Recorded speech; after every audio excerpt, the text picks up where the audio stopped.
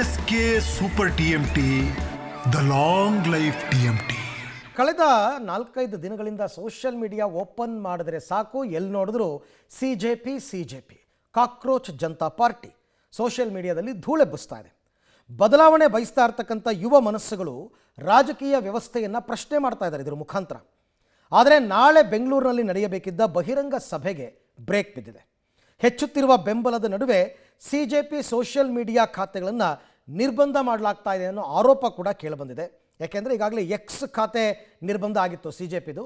ಇದರ ಬೆನ್ನಲ್ಲೇ Instagram account ಕೂಡ ಹ್ಯಾಕ್ ಆಗಿದೆ ಅಂತ ಸಿಜೆಪಿಯ ಸ್ಥಾಪಕ ಅಭಿಜಿತ್ ದೀಪ್ಕೆ ಆರೋಪಿಸಿದ್ದಾರೆ. ಆದರೆ ದಿನದಿಂದ ದಿನಕ್ಕೆ ಫಾಲೋವರ್ಸ್ ಸಂಖ್ಯೆ ಮಾತ್ರ ಜಾಸ್ತಿ ಆಗ್ತಾನೇ ಇದೆ. ಹೇಗಿದೆ ಇವರ ಹವಾ ಅಂತ ನೋಡೋಣ ಬನ್ನಿ. ಕಾಕ್ರೋಚ್ ಜನತಾ ಪಾರ್ಟಿಗೆ ಸರಣಿ ಸವಾಲು. ಬೆಂಗಳೂರು ಕಾರ್ಯಕ್ರಮಕ್ಕೆ ಅನುಮತಿ ನಿರಾಕರಣೆ. ಟೌನ್ ಹಾಲ್ ಬಳಿ ನಾಳೆ ನಡೆಯಬೇಕಿದ್ದ ಬಹಿರಂಗ ಸಭೆ. ಸೋಷಿಯಲ್ ಮೀಡಿಯಾದಲ್ಲಿ ಸಂಚಲನ ಸೃಷ್ಟಿಸಿದ್ದ ಕಾಕ್ರೋಚ್ ಜನತಾ ಪಾರ್ಟಿಯನ್ನ ಹತ್ತಿಕ್ಕುವ ಪ್ರಯತ್ನ ನಡೆದಿದೆಯಾ ಅನ್ನುವ ಅನುಮಾನ ಹುಟ್ಟಿದೆ. ಈ ಅನುಮಾನಕ್ಕೆ ಕಾರಣ ಸಿಜೆಪಿ ಪಕ್ಷದ ಸೋಷಿಯಲ್ ಮೀಡಿಯಾ ಖಾತೆಗಳನ್ನು ನಿರ್ಬಂಧಿಸಿರುವುದು. ಹೌದು, ಕಾಕ್ರೋಚ್ ಜನತಾ ಪಾರ್ಟಿಯ ಎಕ್ಸ್ ಖಾತೆಯನ್ನ ಇತ್ತೀಚೆಗೆ ರಾಷ್ಟ್ರೀಯ ಭದ್ರತೆಯ ಹೆಸರಿನಲ್ಲಿ ನಿರ್ಬಂಧಿಸಲಾಗಿತ್ತು. ಇದರ ಬೆನ್ನಲ್ಲೇ ಕಾಕ್ರೋಚ್ ಜನತಾ ಪಾರ್ಟಿಯ ಇನ್ಸ್ಟಾ ಖಾತೆ ಹ್ಯಾಕ್ ಆಗಿದೆ ಎನ್ನುವ ಆರೋಪ ಕೇಳಿಬಂದಿದೆ. ಈ ಮೂಲಕ ಜಾಲತಾಣದಲ್ಲಿ ಹವಾ ಸೃಷ್ಟಿಸಿದ ಸಿಜೆಪಿ ಪಾರ್ಟಿಗೆ ಸರಣಿ ಸವಾಲು ಎದುರಾಗಿದೆ. ಡಿಜಿಟಲ್ ವ್ಯವಸ್ಥೆಗೆ ಸೀಮಿತವಾಗಿದ್ದ ಸಿಜೆಪಿ ವಾಸ್ತವದಲ್ಲೂ ತಲೆ ಎತ್ತುವುದಕ್ಕೆ ಶುರು ಮಾಡಿತ್ತು. ಇದರ ಭಾಗವಾಗಿ ನಾಳೆ ಬೆಂಗಳೂರಿನ ಟೌನ್ ಹಾಲ್ ಬಳಿ ಬಹಿರಂಗ ಸಭೆ ನಡೆಸುವುದಕ್ಕೆ ಸಿದ್ಧತೆಯಾಗಿತ್ತು. ಆದರೆ ಈ ಸಭೆಗೆ ಪೊಲೀಸರು ಅನುಮತಿ ನಿರಾಕರಿಸಿದ್ದಾರೆ. ಹೈಕೋರ್ಟ್ ಆದೇಶದಂತೆ ಫ್ರೀಡಂ ಪಾರ್ಕ್ ಬಿಟ್ಟು ಬೇರೆ ಕಡೆ ಸಭೆಯನ್ನು ನಡೆಸುವಂತಿಲ್ಲ ಎಂಬ ಸಂದೇಶವನ್ನು ಕೊಟ್ಟಿದ್ದಾರೆ. ಸದರಿ ಆದೇಶ ಉಲ್ಲಂಘನೆ ಮಾಡಿದರೆ ಕೋರ್ಟ್ ಆದೇಶ ಉಲ್ಲಂಘನೆ ಮಾಡಿದಂತೆ ಅಂತ ನೋಟಿಸ್ ಕೊಟ್ಟಿದ್ದಾರೆ. ಹೀಗಾಗಿ ಟೌನ್ ಹಾಲ್ನ ಒಳಾಂಗಣದಲ್ಲಿ ಬುಕ್ಕಿಂಗ್ ಮಾಡಿಕೊಂಡು ಬಂದ ಬಳಿಕ ಈ ಬಗ್ಗೆ ಪರಿಶೀಲಿಸಲಾಗುತ್ತೆ ಅಂಥೇಳಿ ಭೈರಪ್ಪ ಹರೀಶ್ಗೆ ಖಾಕಿ ನೋಟಿಸ್ ಕೊಟ್ಟಿದೆ. ಸೋಷಿಯಲ್ ಮೀಡಿಯಾದಲ್ಲಿ ಡಿಜಿಟಲ್ನಲ್ಲಿ ದೊಡ್ಡ ಮಟ್ಟದ ಕ್ರಾಂತಿಯನ್ನೇ ಸೃಷ್ಟಿ ಮಾಡಿದಂತಹ ಕಾಕ್ರೋಚ್ ಜನತಾ ಪಕ್ಷ ಈಗ ಬೆಂಗಳೂರಿನಲ್ಲಿ ಒಂದು ಕಾರ್ಯಕ್ರಮವನ್ನು ಮಾಡೋದಕ್ಕೆ ಹೊರಟಿತ್ತು.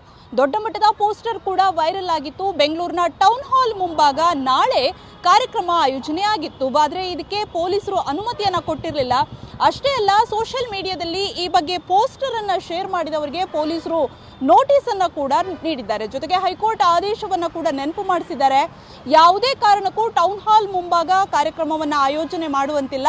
ಒಳಾಂಗಣದಲ್ಲಿ ಹಣ ಪಾವತಿಯನ್ನು ಮಾಡಿ ಅನುಮತಿಯನ್ನು ಕೇಳಿ ನಾವು ಅದರ ಬಗ್ಗೆ ಪರಿಶೀಲನೆಯನ್ನು ಮಾಡಿ ನೀಡ್ತೀವಿ ಅನ್ನುವಂತಹ ಮಾತನ್ನು ಹೇಳಿದ್ದಾರೆ. ಅದರ ಜೊತೆಗೆ ಮುಷ್ಕರ ಪ್ರತಿಭಟನೆ ನಡೆಸೋದಾದರೆ ಬೆಂಗಳೂರಿನಲ್ಲಿ ಫ್ರೀಡಂ ಪಾರ್ಕ್ನಲ್ಲಿ ಮಾತ್ರ ಅವಕಾಶ ಅಂತ ಪೊಲೀಸರು ನೋಟಿಸನ್ನು ನೀಡಿದ್ದಾರೆ.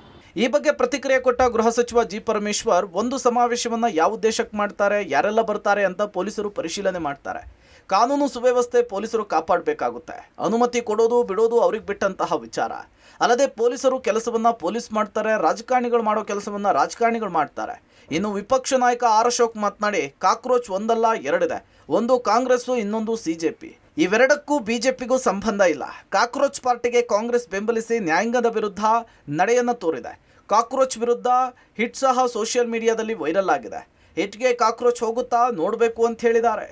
ಯಾವ ಉದ್ದೇಶಕ್ಕೆ ಮಾಡ್ತಾರೆ, ಒಂದು ಸಮಾವೇಶ ಮಾಡುವಾಗ ಯಾರೆಲ್ಲ ಇನ್ವಾಲ್ವ್ ಆಗ್ತಾರೆ, ಇದೆಲ್ಲ ಅವರು ಪರಿಶೀಲನೆ ಪೊಲೀಸ್ನವರು ಅನುಮತಿಯನ್ನು ಕೊಡೋದು ಬಿಡೋದು ಅವ್ರಿಗೆ ಬಿಟ್ಟಿದ್ದು. ಅವರು ನಿರಾಕರಣೆ ಮಾಡಿದರೆ ಏನಾದರೂ ಅಂಶಗಳು ಇರಬೇಕಲ್ಲ. ಪೊಲೀಸ್ನವ್ರು ಮಾಡೋ ಕೆಲಸ ಪೊಲೀಸ್ನವ್ರು ಮಾಡ್ತಾರೆ, ಪೊಲಿಟಿಷಿಯನ್ಸ್ ಮಾಡೋ ಕೆಲಸ ಪೊಲಿಟಿಷಿಯನ್ಸ್ ಮಾಡ್ತಾರೆ. ಈಗ ಕಾನೂನು ಸುವ್ಯವಸ್ಥೆಯನ್ನು ಕಾಪಾಡೋದು ಯಾರ ಕೆಲಸ? ಯಾವುದೇ ಸರ್ಕಾರ ಇರ್ಬೋದು, ಯಾವುದೇ ಪಕ್ಷ ಅಧಿಕಾರದಲ್ಲಿರ್ಬೋದು, ಅವ್ರಿಗೆ ಜವಾಬ್ದಾರಿ ಇದೆ.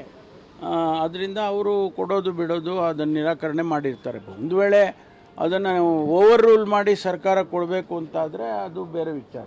ತಲೆ ಕೆಟ್ಟವ್ರು ಹಂಗೆ ಮಾಡ್ಬೋದು ಅಷ್ಟೇ. ಅವ್ನು ಮಾಡ್ತಾ ಇರೋನೇ ಆಮ್ ಆದ್ಮಿ ಪಾರ್ಟಿ. ಆಮ್ ಆದ್ಮಿ ಪಾರ್ಟಿಯ ಪ್ರಚಾರ ಸಮಿತಿಯ ಅಧ್ಯಕ್ಷ ಅವನು.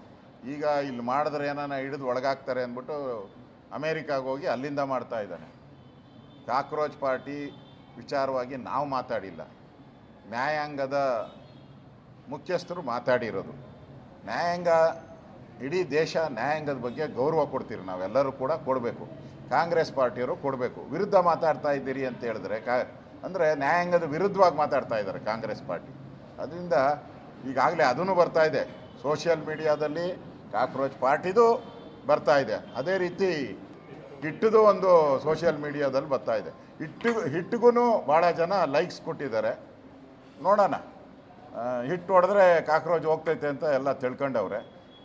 ಇಬ್ಬರದು ನಡೀತಾ ಇದೆ, ನೋಡೋಣ. ಎಕ್ಸ್ ಖಾತೆಯ ಬೆನ್ನಲ್ಲೇ ಇನ್ಸ್ಟಾ ಖಾತೆ ಹ್ಯಾಕ್, ಎಲ್ಲ ಮಾಹಿತಿ ಅಧಿಕೃತ ಎಂದು ಪರಿಗಣಿಸಬೇಡಿ, ಫಾಲೋವರ್ಸ್ಗೆ ಅಭಿಜಿತ್ ಮನವಿ. ಸಿಜೆಪಿ ಸಂಸ್ಥಾಪಕ ಅಭಿಜಿತ್ ದೀಪ್ಗೆ ಇಂತಹದ್ದೊಂದು ಆರೋಪ ಮಾಡಿದ್ದಾರೆ. ಕೆಲವು ಸ್ಕ್ರೀನ್ ಶಾಟ್ಗಳನ್ನು ಹಂಚಿಕೊಂಡಿರುವ ಅವರು, ಇನ್ಸ್ಟಾಗ್ರಾಮ್ ಖಾತೆಯನ್ನು ಸುರಕ್ಷಿತವಾಗಿ ಲಾಕ್ ಮಾಡಲಾಗಿದೆ, ಗುರುತು ಪರಿಶೀಲನೆ ಮಾಡಿ ಪಾಸ್ವರ್ಡ್ ಬದಲಿಸಿದರೆ ಮಾತ್ರ ಮರುಸ್ಥಾಪಿಸಲಾಗುತ್ತೆ ಎಂಬ ಸಂದೇಶ ಕಾಣುತ್ತೆ. ಆದರೆ ಮರುಪಡೆಯುವಿಕೆಯ ಪ್ರಕ್ರಿಯೆ ಪದೇ ಪದೇ ವಿಫಲವಾಗ್ತಿದ್ದು ಅವರು ಸಂಪೂರ್ಣವಾಗಿ ಖಾತೆಯಿಂದ ಹೊರಗುಳಿದಿರುವುದಾಗಿ ಹೇಳಿದ್ದಾರೆ. ಮೆಟಾ ನೀಡಿರುವ ಖಾತೆ ಮರುಪಡೆಯುವ ವ್ಯವಸ್ಥೆಯ ಮೂಲಕ ಹಲವಾರು ಬಾರಿ ಪ್ರಯತ್ನಿಸಿದ್ರು ನಮ್ಮ ಖಾತೆಯನ್ನ ಮರಳಿ ಪಡೆಯೋದಕ್ಕಾಗ್ತಾ ಇಲ್ಲ ಅಂತ ಹೇಳಿ ಅಭಿಜಿತ್ ದೀಪ್ಗೆ ಹೇಳ್ಕೊಂಡಿದ್ದಾರೆ. ಸದ್ಯ ಇದೀಗ ಮತ್ತೆ ಸೋಷಿಯಲ್ ಮೀಡಿಯಾದಲ್ಲಿ ಭಾರಿ ಚರ್ಚೆ ಆಗ್ತಿದೆ. ಇನ್ನು ತಮ್ಮ ಪಕ್ಷಕ್ಕೆ ಡಿಜಿಟಲ್ ವೇದಿಕೆಗಳಲ್ಲಿ ಪ್ರವೇಶವನ್ನು ನಿರ್ಬಂಧಿಸಲಾಗ್ತಾ ಇದೆ ಅಂತ ಆರೋಪಿಸಿರುವ ಅಭಿಜಿತ್ ದೀಪ್ಗೆ ದಯವಿಟ್ಟು ಗಮನಿಸಿ, ಸದ್ಯ ನಮಗೆ ಎಲ್ಲಾ ವೇದಿಕೆಗಳಲ್ಲೂ ಕೂಡ ಪ್ರವೇಶವನ್ನು ನಿರ್ಬಂಧಿಸಲಾಗಿದೆ. ಹೀಗಾಗಿ ಇನ್ಮುಂದೆ ಪ್ರಕಟವಾಗುವ ಯಾವುದೇ ಪೋಸ್ಟ್ ಕಾಕ್ರೋಚ್ ಜನತಾ ಪಕ್ಷದ ಅಧಿಕೃತ ಹೇಳಿಕೆ ಅಂತ ಪರಿಗಣಿಸಬೇಡಿ ಅಂತ ಹೇಳಿ ಮನವಿ ಮಾಡಿದ್ದಾರೆ. ಸೋಷಿಯಲ್ ಮೀಡಿಯಾದಲ್ಲಿ ಸಂಚಲನ ಸೃಷ್ಟಿ ಮಾಡಿರುವಂತಹ ಕಾಕ್ರೋಚ್ ಜನತಾ ಪಾರ್ಟಿಗೆ ಈಗ ಒಂದಲ್ಲ ಒಂದು ಸಂಕಷ್ಟಗಳು ಎದುರಾಗ್ತಾ ಇರುವಂಥದ್ದು. ನೋಡಿ, ಸೋಷಿಯಲ್ ಮೀಡಿಯಾವನ್ನೇ ಬುನಾದಿಯಾಗಿಸಿಕೊಂಡು ತನ್ನ ಸಿದ್ಧಾಂತಗಳನ್ನು ವ್ಯಕ್ತಪಡಿಸುವಂತಹ ಕೆಲಸವನ್ನು ಕಾಕ್ರೋಚ್ ಜನತಾ ಪಾರ್ಟಿ ಮಾಡ್ತಾ ಇತ್ತು. ಆದರೆ ವ್ಯಾಪಕವಾದಂತಹ ಬೆಂಬಲ ವ್ಯಕ್ತ ಆದ ಬಳಿಕ ಈಗ ಸೋಷಿಯಲ್ ಮೀಡಿಯಾ ಖಾತೆಗಳನ್ನು ನಿರ್ಬಂಧಿಸುವಂಥ ಕೆಲಸಗಳಾಗ್ತಾ ಇದ್ದಾವೆ. ನಿನ್ನೆ ಅಷ್ಟೇ ನಾವು ಗಮನಿಸಿದ್ವಿ, ಈ ಕಾಕ್ರೋಚ್ ಜನತಾ ಪಾರ್ಟಿಯ ಟ್ವಿಟರ್ ಹ್ಯಾಂಡಲ್ ಅಥವಾ ಎಕ್ಸ್ ಖಾತೆಯನ್ನು ನಿರ್ಬಂಧಿಸುವಂಥ ಕೆಲಸಗಳಾಗಿತ್ತು. ಇದರ ಬೆನ್ನಲ್ಲೇ ಈಗ ಅದರ ಸಂಸ್ಥಾಪಕ ಅಭಿಜಿತ್ ದೀಪ್ಗೆ ಅವರು ಹೇಳ್ತಾ ಇರುವಂಥದ್ದು, ಈ ಒಂದು ಪಕ್ಷಕ್ಕೆ ಸಂಬಂಧಪಟ್ಟಂತಹ ಇನ್ಸ್ಟಾಗ್ರಾಮ್ ಆಗಿರ್ಬೋದು ಮತ್ತು ಇತರ ಎಲ್ಲ ಸೋಷಿಯಲ್ ಮೀಡಿಯಾ ಖಾತೆಗಳು ಕೂಡ ಸಮಸ್ಯೆಯಲ್ಲಿರುವಂಥದ್ದು, ಒಂದಲ್ಲ ಒಂದು ರೀತಿಯಾದಂಥ ಸಮಸ್ಯೆಗಳು ಎದುರಿಸ್ತಾ ಇರುವಂಥದ್ದು. ಕೆಲವೊಮ್ಮೆ ನಿರ್ಬಂಧ ಅಂತ ಬಂದರೆ ಇನ್ನು ಕೆಲವೊಮ್ಮೆ ಹ್ಯಾಕ್ ಆಗಿದೆ ಅನ್ನುವಂಥ ನಿಟ್ಟಿನಲ್ಲಿ ಮೆಸೇಜ್ಗಳು ಬರ್ತಾ ಇರುವಂಥದ್ದು. ಇದನ್ನು ಉದ್ದೇಶಪೂರ್ವಕವಾಗಿ ತಡೆಯುವಂಥ ಪ್ರಯತ್ನಗಳಾಗ್ತಾ ಇದೆ ಅನ್ನುವಂಥ ನಿಟ್ಟಿನಲ್ಲಿ ಆರೋಪವನ್ನು ಮಾಡಿರುವಂಥದ್ದು. ಹೀಗಾಗಿ ಕಾಕ್ರೋಚ್ ಜನತಾ ಪಾರ್ಟಿಯ ಹೆಸರಿನಲ್ಲಿ ಬರುವಂತಹ ಎಲ್ಲ ಸಂದೇಶಗಳನ್ನು ನಂಬಬೇಡಿ ಅನ್ನುವಂಥ ನಿಟ್ಟಿನಲ್ಲಿ ಅವರು ಜನರಿಗೆ ಮನವಿಯನ್ನು ಮಾಡಿದ್ದಾರೆ. ಇನ್ನು ರಾಜ್ಯದಲ್ಲೂ ಸಿಜೆಪಿ ಪಕ್ಷ ಸದ್ದು ಮಾಡ್ತಿದೆ. ಧಾರವಾಡದಲ್ಲಿ ವಿದ್ಯಾವರ್ಧಕ ಸಂಘದ ಎದುರಿನ ಮರಕ್ಕೆ ಕಾಕ್ರೋಚ್ ಜನತಾ ಪಾರ್ಟಿ ಬ್ಯಾನರ್ ಅಳವಡಿಸಲಾಗಿದೆ.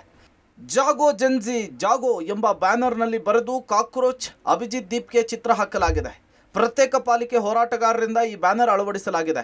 ಇನ್ನು ಕೋಲಾರ ಜಿಲ್ಲೆ ಮಾಲೂರು ತಾಲೂಕಿನ ಟೇಕಲ್ ಗಣಿ ಮಾಫಿಯಾ ವಿರುದ್ಧ ಕಾಕ್ರೋಚ್ ಜನತಾ ಪಾರ್ಟಿಯ ಪೋಸ್ಟರ್ ವೈರಲ್ ಆಗ್ತಿದೆ. ಮಾಲೂರು ತಾಲೂಕಿನ ಟೇಕಲ್ ಗಣಿ ಮಾಫಿಯಾ ಕಲ್ಲು ಕ್ವಾರಿ ಕ್ರಷರ್ಗಳು ಬಂದ್ ಮಾಡುವಂತೆ ಒತ್ತಾಯ ಮಾಡ್ತಾ ಇರುವ ಅಭಿಯಾನವೊಂದು ಕಾಕ್ರೋಚ್ ಜನತಾ ಪಾರ್ಟಿಯ ಹೆಸರಿನಲ್ಲಿ ಸದ್ದು ಮಾಡ್ತಾ ಇದೆ. ಒಟ್ನಲ್ಲಿ ಸೋಮಾರಿಗಳು, ನಿರುದ್ಯೋಗಿ ಯುವಕರ ಧ್ಯೇಯವಾಕ್ಯವಾಗಿ ಬಂದಂತಹ ಕಾಕ್ರೋಚ್ ಜನತಾ ಪಾರ್ಟಿ ಒಂದಿಲ್ಲೊಂದು ವಿಚಾರದಲ್ಲಿ ಸುದ್ದಿ ಲೋಕದಲ್ಲಿ ಸದ್ದು ಮಾಡ್ತಾ ಇರೋದು ಸುಳ್ಳಲ್ಲ. ಶಬೀರ್, ಪಬ್ಲಿಕ್ ಟಿವಿ, ನವದೆಹಲಿ.